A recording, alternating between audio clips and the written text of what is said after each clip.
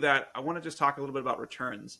And when you're doing an e-commerce site, you're typically dealing with a single unit return, maybe it's the wrong size, things like that. But that's not the case in retail. Can you just talk a little bit about where the returns come to place? And they're a little bit different than e-commerce. I can start, Jessica, if you want to add on. But so to your point, Erin, you're right. When you're on the e-commerce D2C side, it is a lot more kind of onesie twosies. As you send it to customers, they'll return it if it doesn't work out for whatever reason.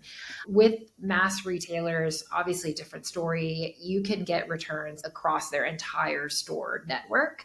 And it really depends on which retailer you're working with. I know Jessica and I we're broken records here, but really making sure you understand in your supplier agreement how those returns are meant to be processed. And I'll just use Walmart just because they're the big elephant in the room, but obviously it'll be similar for other brick and mortar retailers. But generally speaking, as an example for Walmart, when it comes to returns, you have the ability to have it returned to you. You can donate it or you can destroy it in the field. That's up to your company.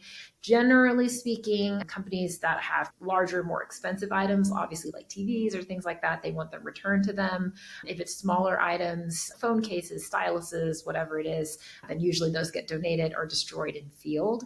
I think the big glaring difference to know about if you're not already thinking about or dealing with this is many retailers will have what they call a defective allowance. And basically what you are negotiating with the retailer is you're saying you're an agreed upon amount that you think will either be damaged, basically unsellable, either damaged or returned to you. So let's just say, for example, you guys agree that you want your DA defective allowance to be 5%. Generally, how that's going to work is you're going to invoice Walmart in this example. You're going to give them a 5% discount. Basically, it's that allowance.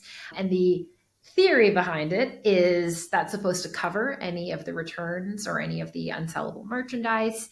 If you go above that 5%, so let's just say for whatever reason, a lot of bottles got broken in shipment or whatever it is, and they couldn't sell 10%, then Walmart will actually invoice you for that difference. So they'll say, hey, we thought we were going to be able to sell 5%. Turns out we can't sell 10%. So now we need you to make up that difference. In theory, if your returns are less than the 5%, they're supposed to true that up the other way and write you a check. I will say in my 12 years, I have never seen that happen. I say never. But I've seen suppliers utilize that in other ways. So they'll negotiate and say, hey, obviously I'm a best-in-class supplier. We don't have any returns issues. We have great products. Could you increase my distribution? Could you add additional items of mine to your assortment? Could you come up with more favorable payment terms and things like that? I know I just dumped a lot of information, but I think it's important to realize that it's a totally different beast. Yeah, it sounds like you're paying a 5% bribe for them to maybe not return stuff. But like, you're hoping. It's so wild because there can be returns because the end consumer returned it, but they also return stuff because, hey, this didn't sell as much. We bought too much, so here, take it back. And that's the stuff that just blows my mind is that this is not only accepted, but this is meant to be best in class. Yep. Exactly.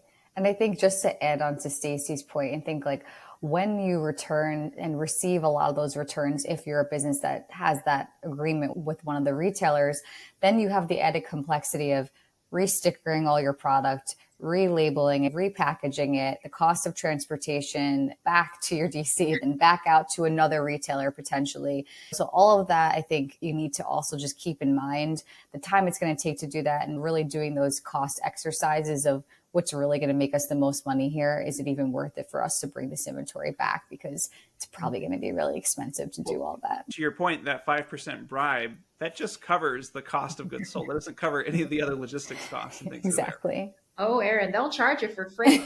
That's in your supplier agreement.